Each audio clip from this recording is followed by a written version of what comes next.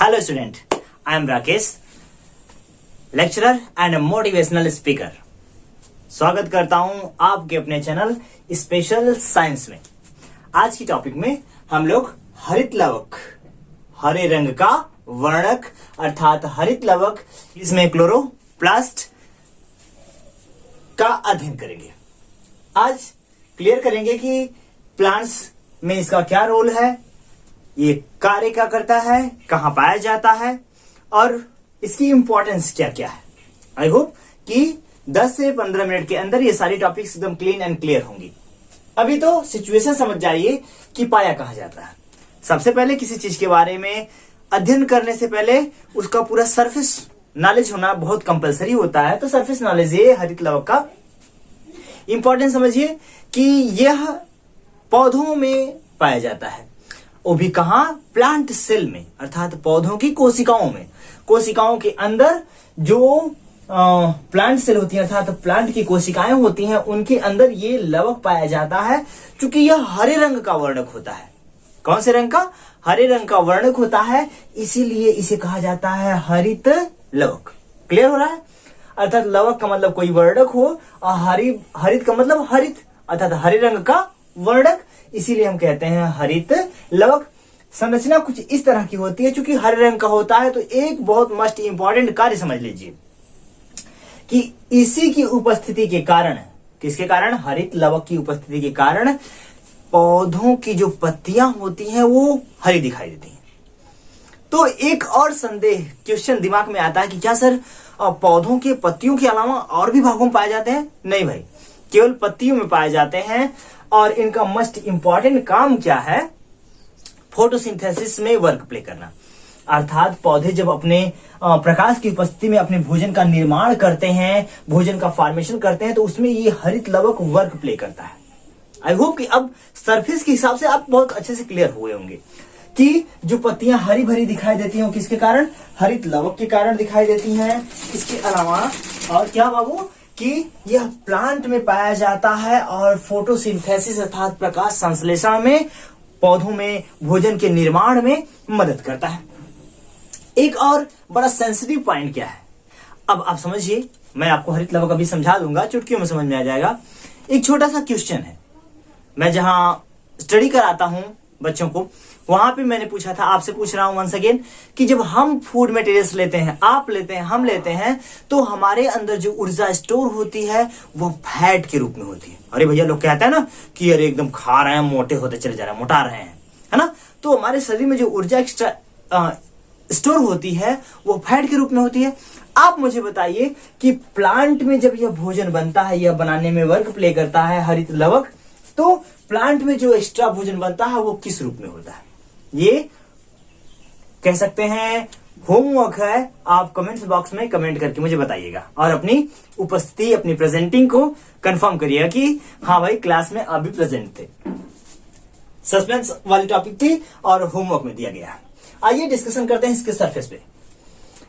One of the most important point, अगर हम cell के दृष्टि से देखें तो मैंने आपको माइटोकॉन्ड्रिया में समझाया था बाबू कि ऐसे 3 सेल ऑर्गन्स हैं जिनके पास अपना खुद का डीएनए होता है। एक तो यहां पे ऑलरेडी प्रेजेंट है, एक माइटोकॉन्ड्रिया था और एक आप जानते हैं न्यूक्लियस, जिसे हम कहते हैं ब्रेनर मास्टर ऑफ सेल। इसका खुद का डीएनए होता है, तो सेल्फ डुप्लीकेशन करने में, द्विगुणन करने में बहुत बड़ा रोल प्ले करता है। अर्थात यहां से नए नए डीएनए का फॉर्मेशन हो सकता है। अगर हम सर्फेस की बात करें तो क्लोरोफिल डबल लेयर्ड होती है। कितनी लेयर? Double layer. सबसे जो बाहरी लेयर परत होती है उसे हम आउटर मेम्ब्रेन कहते हैं। क्या कहते हैं बाबू? Outer membrane. और आउटर मतलब आउट मतलब बाहर, और इनर मेम्ब्रेन जो आंतरिक मेम्ब्रेन लेयर होती है उसे इनर मेम्ब्रेन या इनर लेयर कहते हैं। आई होप कि आप क्लियर होंगे। यह प्रोटेक्शन प्रदान करती है इसके इंटरनल स्ट्रक्चर को। क्लियर हो रहा है? अब आप समझिए कि सबसे इंपॉर्टेंट चीज क्या है। क्लोरोफिल के अंदर 2 क्रियाएं होती हैं, एक प्रकाशीय अभिक्रिया भी होती है और एक अप्रकाशीय अभिक्रिया भी होती है। अब आप शायद जानते होंगे कि प्रकाशीय अभिक्रिया क्या है बाबू? ऐसी अभिक्रिया जो प्रकाश की उपस्थिति में हो, जिस प्रक्रिया में प्रकाश की उपस्थिति कंफर्म हो, क्लियर हो, इंपॉर्टेंट हो, उसे हम कहते हैं प्रकाशीय अपक्रिया। और ऐसी अपक्रिया जिसमें प्रकाश की उपस्थिति कंपलसरी ना हो, जरूरी ना हो, उसे हम कहते हैं अप्रकाशीय अपक्रिया।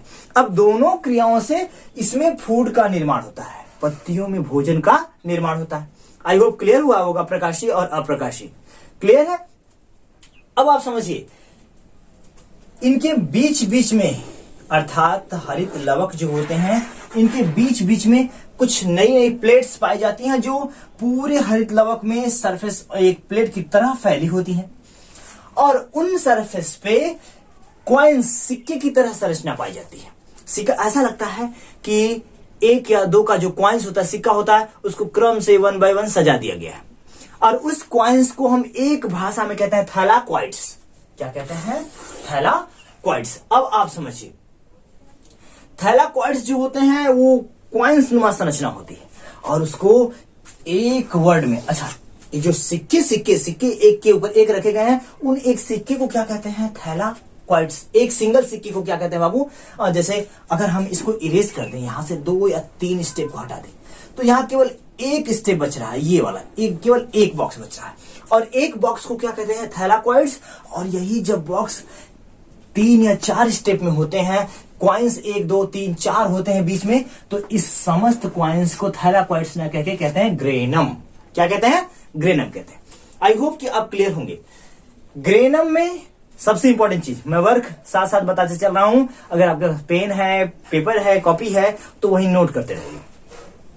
जो प्रकाशीय अपक्रिया अर्थात फोटोसिंथेसिस की प्रक्रिया होती है बाबू, वह हरित लवक के ग्रेनम में होती है। कहां होती है? हरित लवक के ग्रेनम में होती है। और अप्रकाशीय जो अपक्रिया होती है वह हरित लवक के स्ट्रोमा भाग में होती है। आपने क्लास 10th में पढ़ा होगा कि प्रकाशीय अपक्रिया क्या होती है और अप्रकाशीय अपक्रिया क्या होती है। तो क्लियर कि ऐसी अपक्रिया जिसमें प्रकाश की उपस्थिति हो, जिसकी उपस्थिति में वह कंप्लीट हो, अर्थात फोटोसिंथेसिस अगर समझे तो फोटोसिंथेसिस का प्रोसेस अगर प्रकाश उपस्थित होता है तभी कंप्लीट होती है। तो फोटोसिंथेसिस में पौधे अपने भोजन का निर्माण करते हैं, तो कहां होती है वो प्रोसेस? पूरी ग्रेनम में होती है। और जब प्रकाश अनुपस्थित होता है, उसमें प्रकाश कंपल्सरी नहीं होता है बाबू, तो उस समय पौधों के कौन से भाग में फूड मटेरियल बनते हैं? स्ट्रोमा भाग में। आई होप कि आप क्लियर होंगे। अर्थात जो ब्लैंक प्लेस है वह स्ट्रोमा कहलाता है, और जो क्वाइंस की जो संरचना है बाबू वो क्या कहलाती है? ग्रेनम कहलाती है। यहां प्रकाशीय अपक्रिया कंप्लीट होती है और यहां अप्रकाशीय अपक्रिया। आई होप कि आप बहुत अच्छी तरह से क्लियर होंगे। बीच बीच में जहां स्पेस खाली हुआ है, जहां स्ट्रोमा वाला भाग है, वहां राइबोसोम्स बहुत अधिक संख्या में पाए जाते हैं। और आप जानते हैं कि राइबोसोम का काम क्या होता है? राइबोसोम का काम होता है प्रोटीन का फॉर्मेशन करना, प्रोटीन सिंथेसिस करना। तो राइबोसोम यहां क्या करता है? प्रोटीन का फॉर्मेशन करता है। प्रोटीन का फॉर्मेशन ये कह सकते हैं, या प्रोटीन का निर्माण करता है, या प्रोटीन सिंथेसिस करता है। क्लियर हो रही बात? मैं सारी चीजों को 1 बाय 1 जहां तक लिखाया गया है आपको समझा दे रहा हूं। स्टार्च ग्रेनम होता क्या समझिए? Contain photosynthesis product. अब जो चीजें फोटोसिंथेसिस से बनती हैं, उस प्रोडक्ट को एक स्पेस, ब्लैंक स्पेस में रखा जाता है, जिसे कहा जाता है, उस स्पेस को कहते हैं स्टार्च ग्रेनम। अब मैंने आपको बताया था कि क्वेश्चन पूछा गया था कि एनिमल्स में फैट के रूप में होती है, और जब प्लांट में भोजन के रूप में भोजन का निर्माण होता है तो वह स्टार्च के रूप में होती है। कौन से रूप में होती है? स्टार्च के रूप में होती है। ये होमवर्क में था, लेकिन मैंने आपको बता दिया। आप सजेस्ट फिर भी कर दीजिएगा कि सही है कि नहीं है।